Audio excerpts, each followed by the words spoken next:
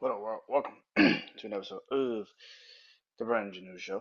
As you know, I am Brandon Janeau, like always on all podcast platforms everywhere. BrandonJaneauShow. Social media platforms, Instagram, Threads, Brandon Janeau, Facebook, the BrandonJaneauShow. And I guess this is like the last couple of days left of this, but until then, BrandonJaneauShow on TikTok. Hope you guys enjoy. You'll follow me on all those social media sites, well, particularly on TikTok while you can. Um, and of course, YouTube channel. It's really where you could just follow me. Subscribe to my YouTube channel, Brand New Show, where you can catch all of these episodes, clips, everything on my YouTube channel, man. So let's get into it, man. So tonight, tonight is Life and Times of Music, man. It's been a minute since I've done Life and Times of Music, man. It's been a minute. Last time I did one was top 20. But oh no, I did the debate last week. It was kind of like Life and Times of Music. But I said I was gonna be back and do Life and Times of Music tonight. I was gonna do one. There's gonna be an artist breakdown, and there's nobody better to do an artist breakdown on than a man who just celebrated his birthday just recently.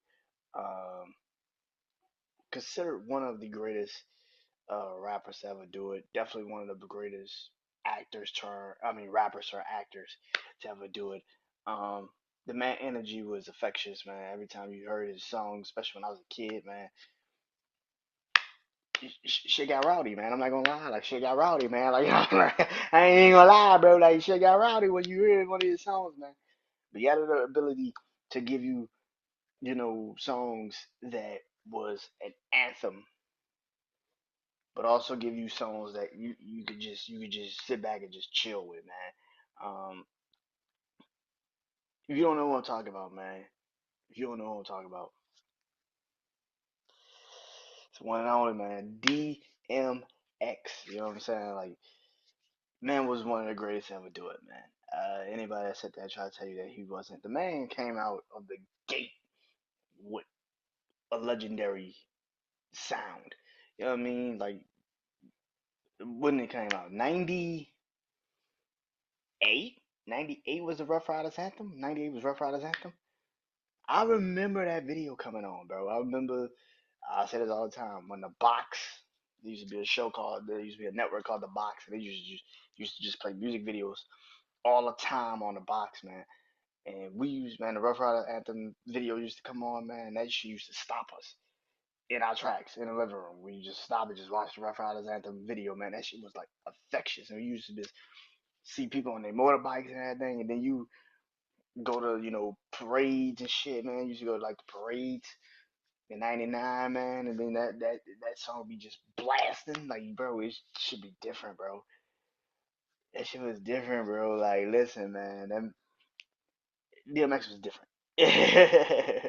DMX was different, bro. Uh, like I said, man, the music that he dropped was infectious, man. The music, the songs, the man himself was just a game changer. You know what I mean? Like, Rough Riders Anthem was one of those. His first album, what Dark is,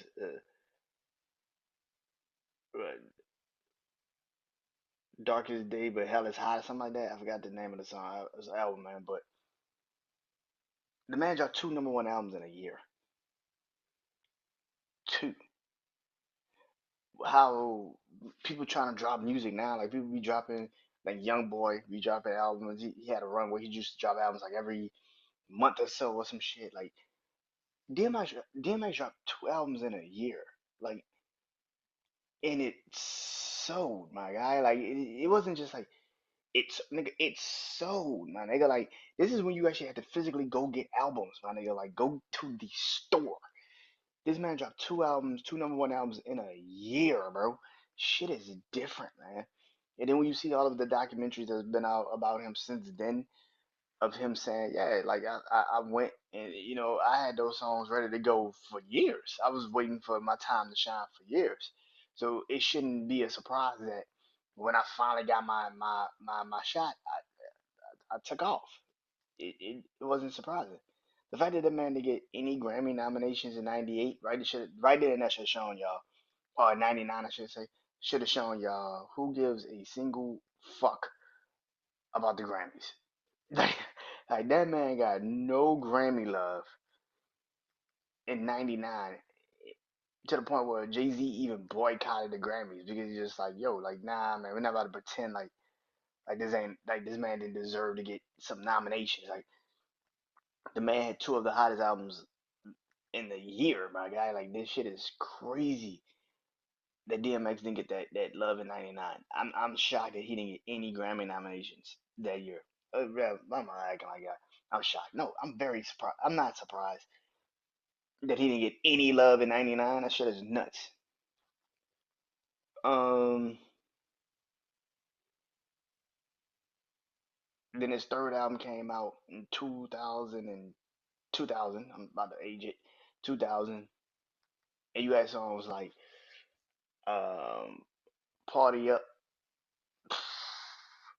Come on, X gonna give it to you. Come on, bro. Like, man, what them bitches want from a nigga, bro? Come on, man. Listen, man. That nigga made Cisco like a legend. Cisco's already a legend with Drew Hill, but that nigga became a legend, bro. Like in 2000, with that song, Dong song, and then that song, bro. That shit was man, that nigga. That you couldn't tell Cisco nothing, my nigga. Cisco became one of them niggas, man. But what these bitches want from a nigga, bro?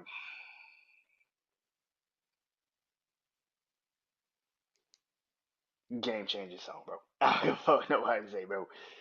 That's still one of my favorite DMX songs, man. That is my shit. That is my shit, bro.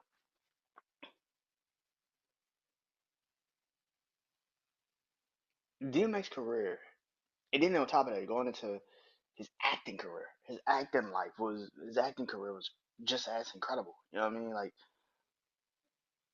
um, his first movie he ever did was what? Belly?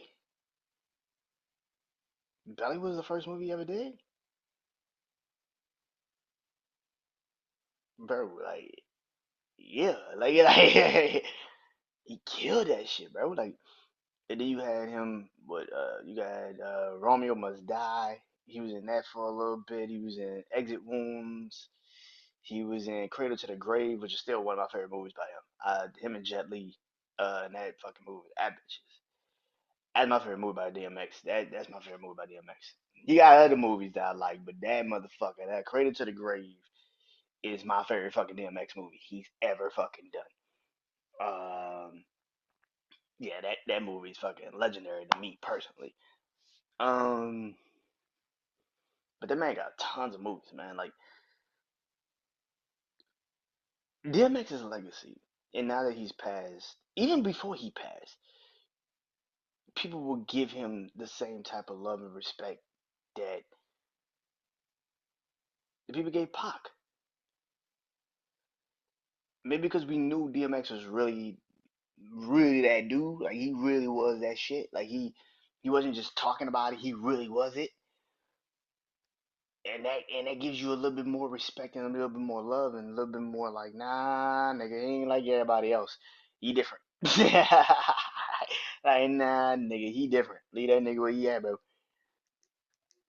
Even when you hear like Memphis Bleak, Rockefeller, uh, literally was on Drink Champs. I've watched his interview now. Go back and watch his interviews here and there.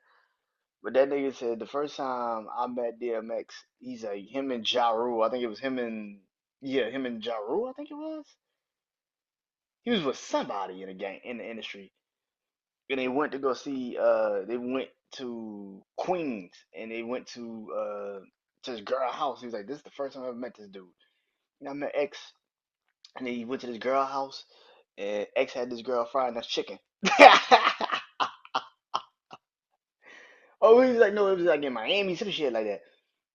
He's like, yeah, I think that was like in Miami. He was like, yeah, we went and we met this dude, and it was X, and X had this girl frying us chicken. And then he said we went to the beach. We went to the beach the next. He's like, we went to the beach the next. We went to the beach later on that day, and that nigga saw he saw Bad Boy, he saw Diddy and Mace, cause everybody had the motor scooters on the beach. He said, man, he saw Diddy and Mace. That nigga jumped out the car and said, hey Mace, come here, no, no, nigga, don't run from me, come here.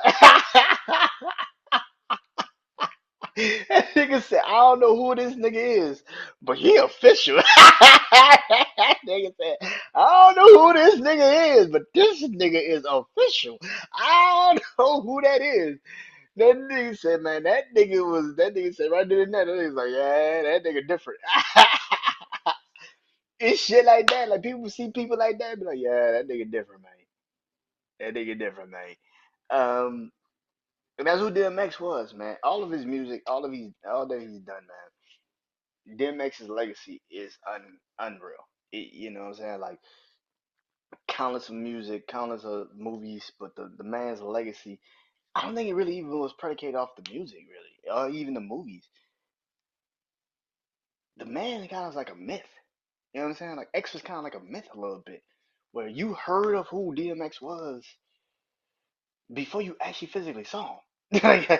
And that's like on some Pac level shit, like legendary shit. Like, yeah, man, X was different, man. X was different, and yeah, I'll be back next week to do a top 10 list of my favorite DMX songs. But DMX is one of those artists that you know about, you grew up on. I grew up on DMX, you know, from his battle with K Solo, who was in